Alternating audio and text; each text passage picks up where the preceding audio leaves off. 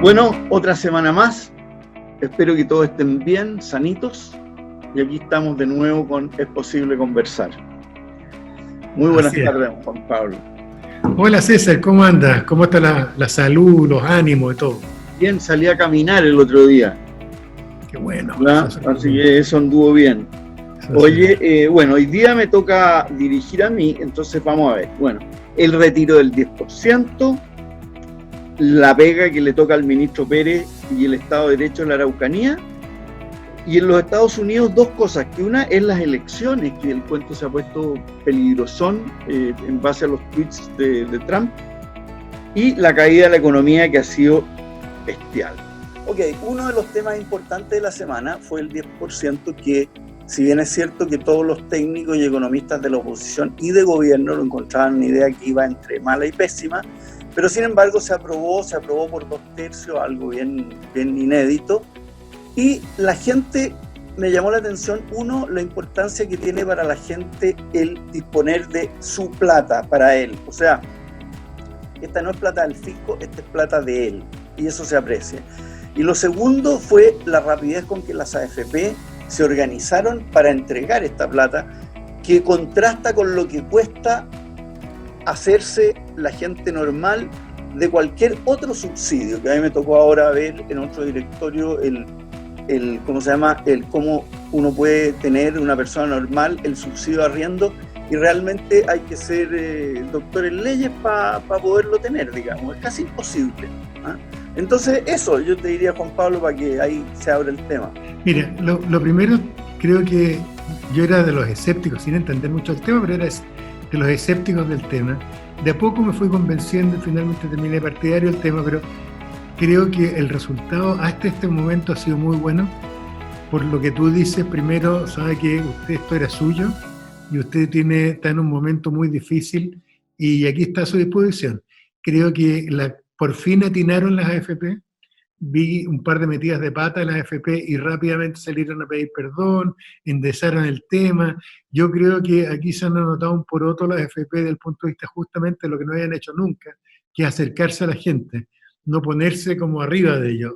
Y creo que además, César, por la rapidez con que la gente empezó a pedir dinero, yo creo que el gobierno no tenía bien cuantificado las necesidades de ciertos sectores medios y medios bajos, porque la cantidad de gente que empezó, o sea, a las 2 horas ya llevaban varios cientos de miles de peticiones y el primer día fueron más de 3 millones. No, todo el mundo, bueno, porque además la gente que tenía mucha plata, como le da miedo lo que va a pasar con el sistema después, sacan sus 4 millones y los meten en otro tipo de cuenta, en la cuenta 2 o en otro tipo de instrumento. ¿Sabes lo que me ha pasado en lo político, César? Como te digo, yo creo que en lo social fue bueno, pero me ha pasado en lo político en perderme un poco de vista por qué eso puso tanta gente en forma tan radical. Bueno, pero espérate, porque lo que pasa es que esto casi todo el mundo lo interpretó como un quiñazo para terminar de derrumbar el sistema. Voces que no se han acallado. No, sí, pero ese es otro tema. El tema de la AFP, de hecho el propio gobierno está promoviendo, pero la medida en concreto, lo que estaba pensando yo, es que hubiera pasado si el gobierno, al estilo australiano, no se hubiera opuesto, y el gobierno hubiera cedido de entrada del tema, en vez de producir toda esta tensión que se generó en la discusión de nos estamos jugando principios vitales del Estado democrático. Bueno, lo que pasa es que esto tiene muchas repercusiones. O sea, piensa tú que las AFP son las que sustentan buena parte de las inversiones públicas y privadas en Chile. Entonces, claro que da miedo el que esa cosa pueda de alguna manera derrumbarse o caer en manos de los políticos, digamos. Y yo que he sido bien crítico de las AFP y lo que han hecho, pero cuando tú lo miras, el problema fue básicamente que se mantuvo el famoso 10%. Ese 10%, cuando yo trabajaba en el Banco del Trabajo, me quitaban el 28% del sueldo. Y un día dice don Pedro Piñera, a los que se cambian le quitamos solo el 10%. O sea, tenía ahí un aumento de sueldo gigantesco. Que fue una cuestión populista de la peor calaña. ¿Ya? Y nadie cambió ese 10%. Vino Elwin, Frey, Lago, Bachelet 1, Piñera 1, Bachelet 2 se prende una lucecita y ahora explota. Y mira tú, directores de las AFPs, ¿ya? Viera Gallo, Puxio, la señora Rincón. Mira, está lleno de políticos, tanto de la concertación como de la derecha, que fueron Marshall, o sea, ministros de Hacienda, subsecretarios de Hacienda, ministra del Trabajo. Fíjate que la Jimena Rincón fue ministra del Trabajo y también fue superintendenta de Seguridad Social. Y también de la derecha. Bueno, y nadie quiso cambiar el maldito 10%. Y este cuento se veía venir, o sea, estaba escrito en la muralla, o sea, todo el mundo supo que los chilenos vivían más, que los chilenos les estaba subiendo el ingreso. Cuando esto se armó, teníamos $5.000 per cápita de ingreso. Que las tasas de interés que partieron en UF más 12, ahora están en UF más 0. O sea, estaba todo, pero nadie hizo nada, ¿ya? Y terminó pagando el pato, ¿quién? Las AFP. Ahora, hay que reconocer, César, y esto te lo he escuchado a ti mismo durante años, que el manejo de ellos en lo que es los vínculos comunitarios, como se dice ahora, los vínculos con las personas comunes y corrientes de la AFP, es solo comparable con la ISAPRE y tal vez con la de los partidos políticos. Pero... No, o sea, claro, muy malo porque solo mucho después, o sea, cuando tú te inscribías en un ISAPRE o en una AFP, no te decían cuál es su sueldo, con qué jubilación va a salir usted, sino que te decían, nosotros invertimos la plata genial, ¿ya? Y somos la mejor y qué sé yo, pero nunca dijeron lo que a la persona realmente le importaba, que era el tamaño de la jubilación, que si ellos hubieran sido proactivos en eso, no tendrían el problema que tienen hoy, o por último hubieran reclamado al Estado, oiga, arréglemelo, ¿ya? También, fíjate que tampoco asesoraron a la gente, entonces la asesoría llegó en ricos y forrados, o sea, un par de gallos que se están haciendo millonarios ellos hoy día y que manejan el tipo de cambio a través de decirle a la gente, cámbiese el fondo A al B al C. Entonces esos son espacios que de alguna manera se llenaron. Claro, y podrían haberlo hecho ellos, ¿no? Sí. Bueno, ahora, ¿qué opináis, César, tú del tema de lo que viene para adelante desde el punto de vista de la reforma al sistema de pensiones? ¿Tú crees que se ha ido solidificando un nuevo consenso en torno a qué cosas modificar? Yo creo que sí, yo creo que... Lo que sí yo creo que es tan corto en pensar que con un 16% se arregla. Yo creo que es más bien el 20%. Y ahí la discusión está en qué parte es del Estado, o sea, qué parte solidaria y qué parte no, y quién maneja los porcentajes. ¿Ah? Yo le tengo miedo al sector público, así como, porque es mucho más ineficiente. Ahora vimos lo eficiente que es la AFP. Yo no sé cómo sería un ente público para este tipo de cosas. Ahora, yo creo que a propósito de eso, César, y yo creo que los dos compartimos una crítica muy fuerte al Estado actual, al Estado con mayúscula actual, por ineficiente, entre otras cosas. Yo creo que ese va a ser uno de los temones blandos de la discusión constitucional en la Asamblea Constituyente, que es el tema de repensar el Estado. Aquí estamos usando conceptos de Estado que se solidificaron hace 100 años atrás. Esta burocracia dura al servicio de sí mismo, copiada a los franceses, esta cuestión como dura, que en América Latina penetró tan fuerte, además, de crear la administración del Estado como un poder autónomo. ¿No? Y partiendo de la base que el ciudadano es un bellaco y un pillo. Claro. Por eso, para tener tu subsidio de arriendo, tú tienes que probar cuánto era tu arriendo, traer el contrato del arriendo, traer tu cuestión, si estás o no en una ficha de no sé qué cosa. Eso es la desconfianza del funcionario hacia el ciudadano, que a ti que te gustan los Estados Unidos es al revés de lo que pasa allá.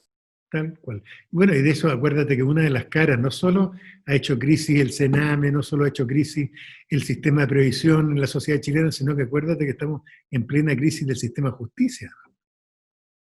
Sí, pues. Lo que vamos a hablar después de la Araucanía y esas cosas, pero aquí hay una crisis del sistema de justicia y seguridad completo. Pero es divertido, Juan Pablo, que el chileno, a pesar de que la mayor parte de los abusos los recibe de funcionarios y de burócratas, quiere más, ¿cómo se llama? Quiere más Estado. que yo creo que todavía hay un mito que además en las campañas políticas lo reaviva la derecha y la izquierda, de las promesas de que el Estado puede ser bueno. Y lo que pasa es que hay algunos que el Estado como está estructurado hoy día ya no le tenemos fe, po, ¿no es cierto? Yo ya no le creo a este Estado chileno, ni con gobiernos de izquierda ni de derecha, que van a arreglar el Sename. No les creo. No les creo que van a arreglar las policías, no sé. Entonces, yo no sé, tengo la impresión que hay este escepticismo que yo he tomado en lo personal con el Estado chileno, creo que se ha ido masificando en gente de derecha y gente de izquierda.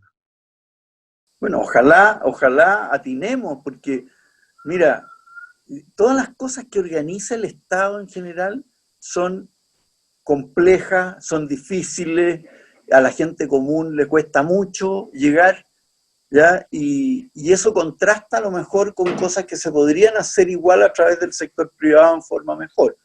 Pero yo creo que siempre está en la desconfianza, del abuso, del lucro, y métele.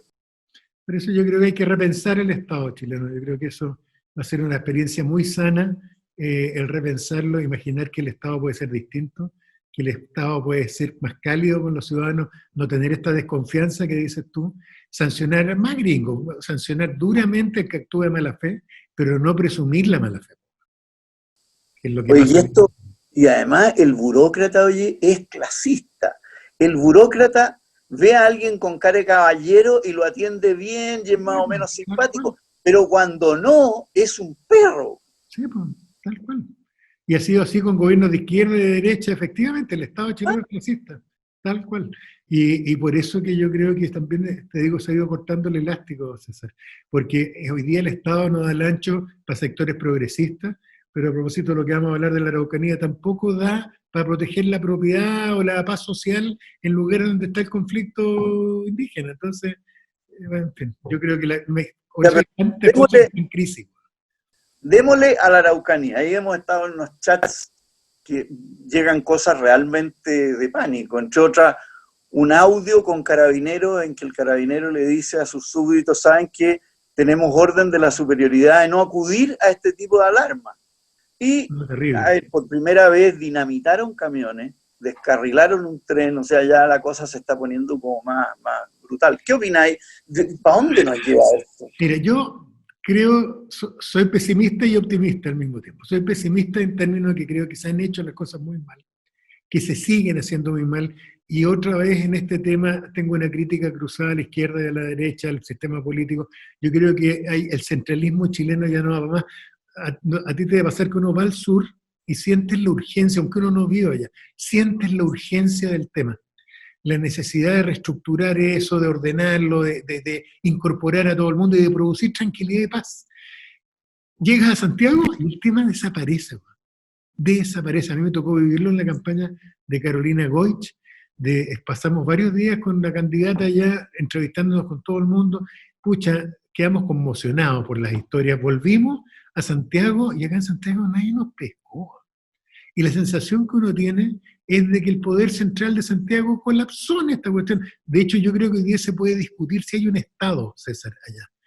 Tanto desde el punto de vista de los propietarios de los descendientes de colonos, también a las comunidades mapuches. Yo creo que el Estado no dio el ancho, no funciona. Entonces, yo creo que ese es mi lado pesimista. El lado optimista es que yo creo que es de fácil solución, César. Yo creo que no vamos a inventar la rueda. Creo que la realidad chilena no es muy distinta a lo que pasó en muchas partes de Canadá, en muchas partes de Estados Unidos, en muchas partes de Nueva Zelanda. Y yo creo que es cosa de mirar lo que ellos han hecho y cómo enfrentar ese tema.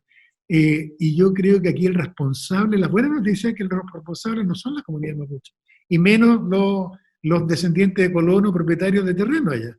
Creo que el malo es el Estado. El Estado armó el enredo. Pero ¿qué es lo que tiene que cambiar? O sea, porque tú dices, oye, ¿sabéis qué? Desprotegido yo de los carabineros, con los jueces atemorizados, con los fiscales ineptos completos, me compro yo una escopeta y me compro yo un rifle.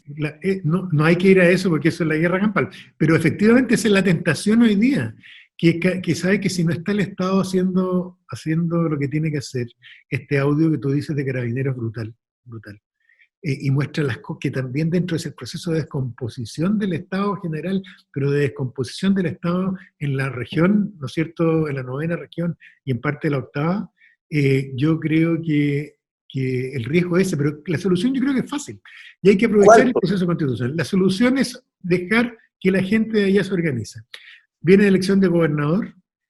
Ya, yo creo que legítimamente puedo decir, como que estuviéramos litigando, César, que está probado que el Estado chileno fracasó en buscar una solución a esto. Y lo que tenemos que hacer es que esa región maravillosa, con gente maravillosa, hagan lo que hicieron los canadienses, hagan lo que hicieron los norteamericanos, se junten y ellos resuelvan el tema. Entonces, encontremos que aquí hay que privilegiar y ayudar en muchas cosas y darle reconocimiento a los pueblos indígenas. Por otro lado, que todos los agricultores que se sacan la mugre, que tienen sus terrenos, ¿no es cierto?, y que no tienen culpa en la situación que creó el Estado chileno, ellos pueden trabajar tranquilos sin temor a la violencia, que haya un sistema de control policial que sea democrático y que no sea un control policial que haga la brutalidad que acaban de hacer. Pero yo creo que vamos a tener que empoderarlos a ellos para que lo hagan y armar un estatuto especial allá en la frontera. Y que sea como ¿qué hace con un grupo, con grupos radicales que no quieren dialogar, que no están interesados en ninguna de esas cosas? Yo creo que los grupos radicales son producto del estado de cosas. Yo creo que son producto de un Estado chileno que no se mete, que ha hecho que la situación se haya ido deteriorando para todo el mundo. Esa es una región que yo hallo que es maravillosa y que tiene un futuro más esplendoroso para todo el mundo. Yo le tengo un cariño especial desde la región, desde Arauco, ¿no es cierto?, hacia el sur hasta los lagos, la zona mapuche, huilliche, lafkenche, la zona pehuenche, y yo creo que, como te digo, la fórmula es empoderar a las personas. Ellos van a tener que encontrar la solución, la misma que se han encontrado en otros países. Hay fórmulas que yo haría, por ejemplo, César, aprovechando el momento constituyente, y estos son temas cruzados, no son temas de izquierda ni de derecha, yo invitaría a canadienses para acá.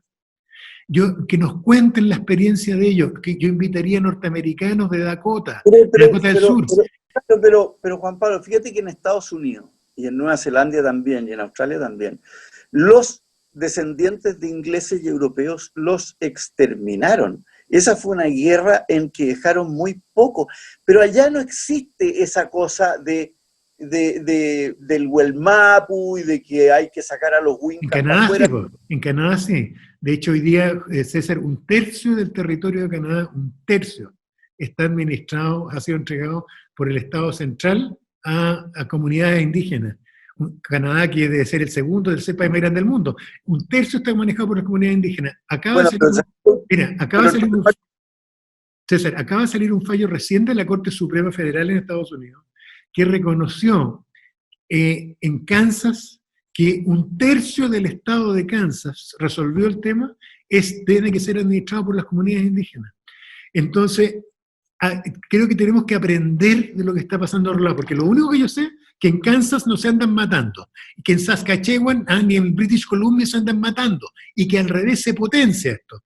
¿Sabes cuál es mi sueño, César? Mi sueño no es solo que los agricultores anden tranquilos, sí, y que puedan desarrollar su actividad legítimamente en paz, sin que nadie los ande amenazando, sino que al revés las comunidades indígenas aporten lo que tienen que aportar al desarrollo de la región, que es enorme, y que se aprenda a convivir. Y yo estoy seguro, César, que aquí el responsable es el Estado. No son ni los mapuches, ni las comunidades mapuches, ni menos los agricultores, ¿no es cierto?, que están tratando de ganarse la vida trabajando en la tierra. Yo creo que el Estado, si lo retiramos y empoderamos a las personas, y ahí es donde viene el tema constitucional. Yo creo que lo hemos hablado tantas veces, César, porque yo tengo fe que se va a solucionar todo. Porque nos vamos a mover hacia un Estado más federal. No, este centralismo no da para más. Y en esa pasada, vamos a tener que crear un estatuto especial, así como tener gobernador y región especial, un estatuto especial, como se hace en todo el mundo civilizado, para estas regiones que tienen alta población indígena, para encontrar estatutos, y ahí tenemos que invitar a los neozelandeses, a los canadienses, a los mexicanos, que también tienen un sistema similar en algunos estados, y desde luego a los norteamericanos, para que nos expliquen lo que hicieron hace más de 100 años. ¿Por qué allá no andan descarrilando trenes? Porque le dieron autonomía a sus comunidades indígenas, pero hace más de 100 años, pues eso. No, bueno, y también porque, a ver, en Estados Unidos la policía y toda la fuerza del Estado va a hacer respetar el Estado de Derecho, otra que equipo, o por lo menos que en la 9ª región. O sea, ¿qué se puede hacer ahora? ¿Qué podría uno esperar del ministro Pérez, que va a ir para allá y le van a decir, mire, aquí descarrilan trenes, incendian camiones, incendian campos, balean. ¿Qué puedes hacer en lo inmediato? Porque esta cosa no podía esperar tampoco 2 años para que... Yo creo que tienes que dar esperanza, tienes que reconocer, César, y esto lo hablamos el otro día privadamente, pero a mí me tocó seguir jurídicamente el origen del conflicto. Y puedes probar que el que dejó la caga fue el Estado. Esto era en terreno, ¿no es cierto?, era la frontera. Llega el Estado chileno y superpone los títulos de propiedad, pues, César. Y después de superponerlo, el Estado chileno se va para atrás y deja peleando los comuneros, ¿va?, con los colonos, ¿va? Entonces, yo creo que lo primero, el Estado debería reconocer que el problema lo armó él, el Estado chileno. En segundo lugar, que el Estado chileno tiene que, hoy día, alejarse y dar espacio y aprovechar este momento constituyente para generar un gobierno especial más autónomo. Ya ve, ¿qué hago yo con las balaceras, los incendios, los descarrilamientos? Yo creo que eso se va a calmar automáticamente cuando tú ves un camino de salida. Yo tengo la impresión que ahí la violencia está dada porque no hay caminos de salida, porque todos son sordos. Es sordo el Frente Amplio frente al tema indígena, es sordo, ¿va?, la UDI, es sordo, ¿va?, todo el mundo. ¿Cuándo has visto algún sector político chileno que se haga cargo de verdad del problema de la crisis en la Araucanía? Ni uno. Entonces, ahí es donde yo creo que si el ministro Pérez, que yo lo conozco poco, pero me da la impresión que es un hombre bien capaz, bien capaz, yo creo que es un gallo con carrete y bien inteligente, lo que tiene que hacer es mostrar un camino de salida. Y yo se lo estoy dibujando. Creo que tiene que decir, señores, aquí hay una oportunidad, hay plebiscito, aquí viene, cualquiera sea el formato, pero en este reacomodo institucional tenemos que solucionar el tema de la región. Sí, pero, Pablo, en lo inmediato, yo no creo que mostrando un camino tú pares a la CAM y a los grupos radicalizados que están con otra agenda y que su petición es que les devuelvan toda la 9ª región. O sea, que volvamos a, no sé, a 1870. Entonces esa cuestión no va a ser aceptable, ¿cachai? Sí, estoy de acuerdo, César. Sí, lo que pasa es que ahí es donde suena terrible, pero cuando uno mira la historia de cómo se enfrentaron estos, y nosotros estamos muy atrasados en el tema, cómo lo enfrentaron en otros países, incluso en Guatemala, en algunas zonas, y hay caminos de solución que no son rupturas institucionales, y que en mi opinión tiene que ver con compatibilizar el derecho, por un lado, de los agricultores y de las comunidades mestizas, chilenas o descendientes de colonos, con las comunidades indígenas. Y esos los modelos están a la vista, César. Porque en British Columbia hay conflictos, pero no se andan agarrando balazos. ¿Por qué? Porque se encausan los conflictos adecuadamente y se muestra que caben todos. Y que como lo hizo Nueva Zelanda, a propósito del haka, ¿no es cierto?, y los maorí, el haka del rugby, es que esa región, cuando se reconozca como una región indígena y de colonos, se va a descubrir que tiene un potencial gigante. Pero espérate, Juan Pablo, mira. La colonización española, a diferencia de la inglesa, ¿ya?, y se mezcló. Y se mezcló totalmente. Los ingleses no, ¿ya?, los corretearon. Yo me leí ahora cómo fue la historia de la colonización de Nueva Zelanda, y te mueres. O sea, los mataron a todos. O sea, los no, se quedaron, pero mataron a muchos. Oye, ¿sí?, unos poquititos. Ya te fijáis, lo mismo les pasó en Estados Unidos. O sea, y los países donde Inglaterra no los correteó suficiente, como la India, como África y qué sé yo, siguen siendo unas porquerías de países pobres. Pero no es necesariamente igual. Yo creo que no lo veo como necesariamente parecido al problema de Canadá. Además que un país inmenso le podéis regalar la mitad y listo, pero no me eche bajo el argumento, o sea, la trampa del argumento. Sí, porque en Kansas les van a dar 1/3. ¿Y quién pone el tercio ahí? Lo pone el Estado, son tierras estatales. Son tierras estatales que pasan a administración y propiedad de los pueblos. Claro, es que lo que pasa en Estados Unidos, la proporción de tierra federal es gigantesca, ¿ya? De hecho, todos los bosques son de propiedad estatal y a ti te dan una concesión, ¿ya? Entonces es más fácil hacerlo. Aquí lo malo es que tenemos títulos de propiedad de verdad, digamos. O sea, aquí para entregarle 1/3 a la cuestión tendría que sacar a 1/3 de los gallos. Pero hay que readecuarlo. Comprando. Claro, no podéis dañar patrimonialmente a nadie, pero tenéis que armar un sistema. Pero César, déjame volver a lo básico. Acuérdate que nuestra Constitución sostiene que en Chile se habla solo castellano, somos todos, y no menciona, no solo no menciona a los mapuches, no menciona a los pueblos aymara, no menciona a nadie, que no sea... Pero eso es fácil, o sea, el problema es la Araucanía, que es de la Araucanía, porque no es ni de los aymaras, ni de los quechos, ni nada, es de ahí, ¿ya? No es por un tema de que el mapudungún esté en la Constitución, el tema es otro. Yo creo que es lo mismo, creo que es el mismo problema. Yo creo que el no reconocimiento, el ninguneo de los pueblos indígenas que hicimos como Chile desde que nos independizamos. Piensa en esta cosa histórica, César, que es como esquizofrénica. En el colegio uno le enseñan las maravillas de los pueblos indígenas hasta la independencia, y Caupolicán, y Lautaro, y la logia lautarina, y cómo eran extraordinarios estos gallos, o valientes que eran, ¿no es cierto? Y después llegamos nosotros, y los mapuches pasaron a ser unos gallos curados, flojos, y de los cuales no hablamos, no nos enseñamos a hablar la lengua de ellos, ni nada, y los borramos del mapa. Pero cuando estaban los españoles eran unos gallos extraordinarios, dignos de admiración, y la fresa, y la guagua. Entonces, nosotros tenemos que reconciliarnos con lo que tú dices, que tenés toda la razón. Tenemos que reconciliarnos con que somos un país mestizo. Y no creernos, como creía Jaime Izaguirre, que somos un país europeo con una horda mestiza, como decía abajo. Nosotros bueno, no, o sea, está visto que somos mestizos nomás. Pero, bueno, pero yo no sé qué van a hacer de verdad, que no creo. Ojalá, no mira, sé. César, hagamos voto de confianza en Víctor Pérez, ojalá le vaya bien. Este es un tema dramático para todo el mundo, terrible. Aquí hay gente que no vive en tranquilidad desde hace 20 años, que no viven tranquilos. Claro. Entonces, bueno, va a ser el país de tus amores, que tienen dos temas ahí grandes. Uno, que el señor Trump dice que él duda de las elecciones con voto digital. Él no sabe si va a hacer las elecciones en el mes o fecha que corresponda. Y al mismo tiempo, por otro lado, una recesión de un tamaño terrible, como no la habían visto en mucho tiempo. Pero partamos por la parte política. Yo, mira, con humildad yo creo que esto viene hace tiempo atrás. Yo lo que me he dado cuenta es que todo el mundo lo está previendo. Trump sabe que va a perder, o cree que hay un alto riesgo de perder, y él no le gusta perder, nunca ha perdido en su vida.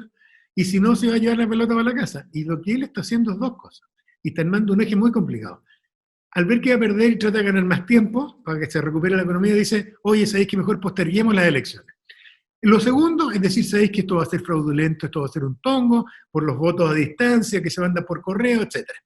Yo creo que en las dos cosas él está haciendo una cuestión que no tiene precedentes en la democracia norteamericana. Con todos los defectos que conocemos, la democracia norteamericana votó durante la guerra civil, votó durante la guerra que tenían con Inglaterra en 1812, votaron durante la recesión del 29, votaron durante la Primera Guerra Mundial, votaron durante la Segunda Guerra Mundial, durante la guerra civil votaron. Entonces yo creo que es inimaginable esto, pero yo creo que se va a ir desesperando Trump, y creo, acuérdate que para él no es solo la derrota, no es solo la ambición, yo creo que él siente que se va a ir preso, César, y que a lo mejor es cierto. Y por lo tanto, yo creo que este gallo va a tratar de irse con el mantel. Ayer, César, escuché una cosa que no había escuchado nunca. Escuché a un ex republicano entrevistado en NBC diciendo que había que prepararse para que él no se quiera ir. Mira. Entonces, pero él no tiene el apoyo republicano. Él no tiene el apoyo de los republicanos, yo creo. Claro, pero es que ahora lo ha ido perdiendo. Hoy día sacó una declaración Mitch McConnell, el cabeza del Senado, en la Cámara de Representantes de ellos, y todos diciendo, señor, no se van a modificar la fecha de las elecciones y sí se pueden hacer. Y en una entrevista que tuvo hace pocos días con Mike Wallace de Fox News, Trump derechamente le preguntó esto, el periodista le dice, pero usted va a aceptar el resultado de la elección, y se negó a decirlo. Dijo, bueno, depende de lo que pase, pero ¿cómo le dice? O sea, usted si pierde no lo va a aceptar. No sé, yo habrá que ver, y no lo dijo. Entonces, yo creo que es un tipo que está completamente arrinconado. Mi impresión, César, es que no es tan rico como él dice, yo creo que está muy endeudado, y que por lo tanto este gallo no sé qué va a hacer, pero algo puede hacer muy duro. lo que mezclado con el segundo tema, que es este 32,9% de la caída del GDP del último trimestre en Estados Unidos, pueda significar una mezcla explosiva, más la pandemia que sigue volando. ¿Qué opinas tú? A ver, a mí me da miedo Trump porque como buen populista se aparta de la lógica de la democracia, digamos. O sea, Hitler también llegó al poder en forma democrática y de a poco la fue haciendo tira, digamos, le fue quitando todas sus garras y sus dientes. Y miren lo que terminó. O sea, es complicado tener un ser así, ¿eh? Un ser que nunca entregó su impuesto.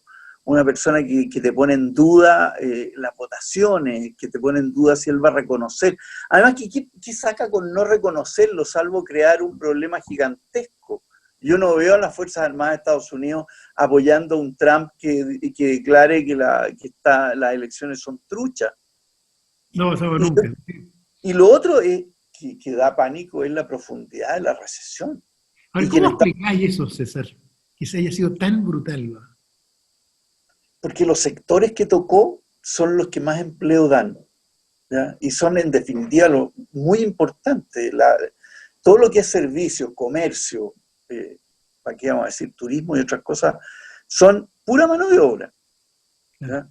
Además que imagínate, aquí lo que estás viendo, los malls cerrados.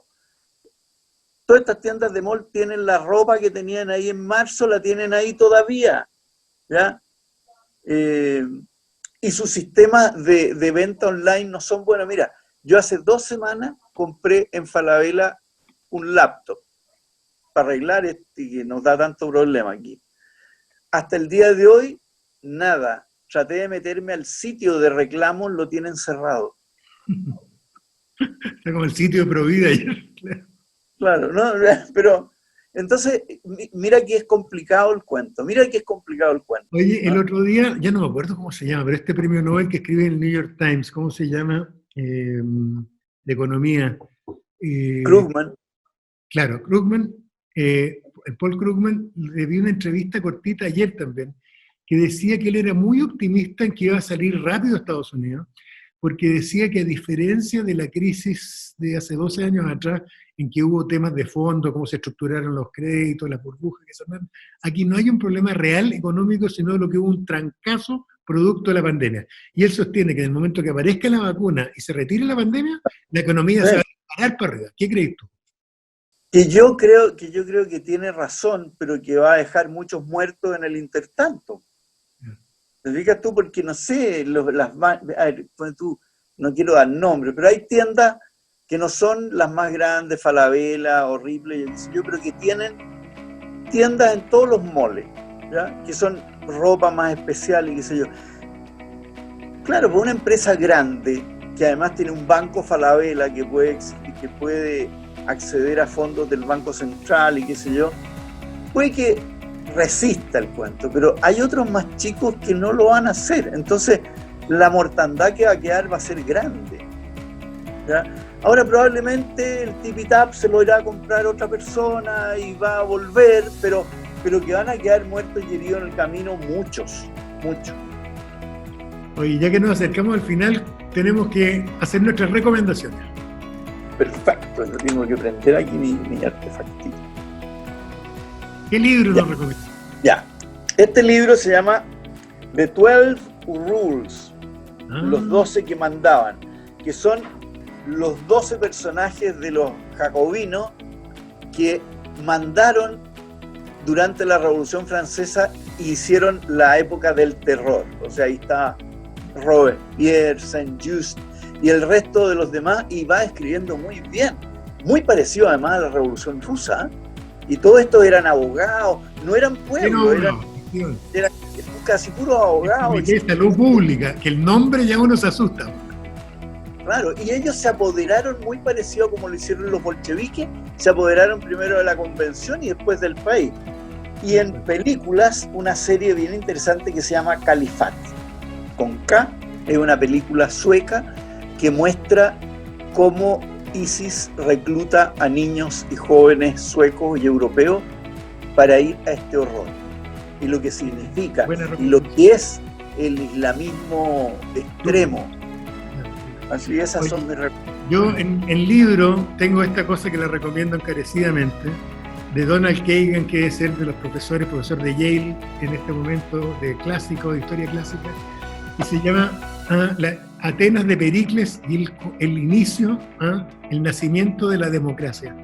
Es un clásico este libro de 30 años, pero es maravilloso, sobre todo para los que nos preguntamos cómo funciona esta cuestión, cómo hacerlo en Chile, cómo está funcionando Estados Unidos, los problemas que tiene.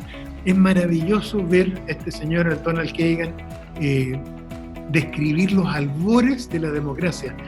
Y cómo pasaron de un modelo, a propósito de Platón y los grandes filósofos griegos, ¿no es cierto?, de un modelo oligárquico, cómo pasaron a una democracia de verdad. Y el rol que jugó efectivamente este monstruo de la teoría política, que es Pericles, que recordemos que murió en la pandemia durante la guerra del Peloponeso. Oye, bueno, pues mira, a lo que sí, acuérdense que este programa se transmite en el canal Campo Abierto, que es el 105 de GTD Manquehue, los domingos a las 10:30 y lo repiten después, varias veces. Eso. Así que bueno. Véanlo ahí, César, y qué gusto hablar contigo y verte. Igual. Un abrazo grande y saludos a todos los amigos. Eco, chao. Chao.